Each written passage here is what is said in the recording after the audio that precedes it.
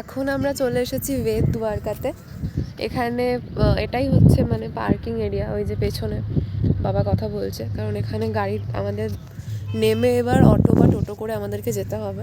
এবার সেটা প্রাইস কত কী নেবে ঠিকঠাক হচ্ছে। আর রুক্মিণী টেম্পেলে কী হয়েছিল বলো তো, প্রথমে দেখলাম ফোন অ্যালাউ আছে, তারপর যখন মেন যেটা রুক্মিণী টেম্পেলের আশেপাশেও তো অনেক কিছু থাকে, যেমন হনুমানজির মন্দির ছিল, সব ছিল, কিন্তু রুক্মিণী টেম্পেল যেটা শুধুমাত্র সেইখানে ফটো তোলা অ্যালাউ ছিল না, সেজন্য আমি ভিডিও করিনি ভেতরটা, বাট দেখতে খুব সুন্দর ছিল। আর রুক্মিণী টেম্পেলে যদি প্রসাদ তোমরা খেতে চাও, ওখানে একজন বসেই থাকে গ্লাসে, স্টিলের গ্লাসে জল নিয়ে, সেই জলটাই তোমাকে খেতে হবে, মানে ওটাই হচ্ছে প্রসাদ, কারণ ওটা বলে নাকি পূর্বপুরুষদের জল চড়ানো হচ্ছে এরকম কিছু। তো ওইখানে হচ্ছে ওই প্রসাদ হচ্ছে জলটা। ওখান থেকে আমরা এখন চলে এসেছি বেদ দ্বারকা, সুদর্শন সেতুর ওপর দিয়ে এসেছি আমরা, দারুণ ভিউ দেখলাম। এবার আমরা যাব বেদ দ্বারকা, এবার দেখা যাক আমরা কোনগুলোতে যেতে পারি। এবার মন্দিরে তো মোবাইল অ্যালাউ নেই, তাই কি জানি কতটা কি করতে পারবো, চলো দেখি।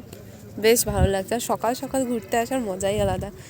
সূর্যটা উঠেছে পেছনে, এই যে দারুণ লাগছে। বাই দ্য ওয়ে, আমি আজকে এটা পড়েছি, কেমন লাগছে জানিও। এটা বোধহয় সপ্তমীর দিন পড়েছিলাম দুর্গাপুজোয়।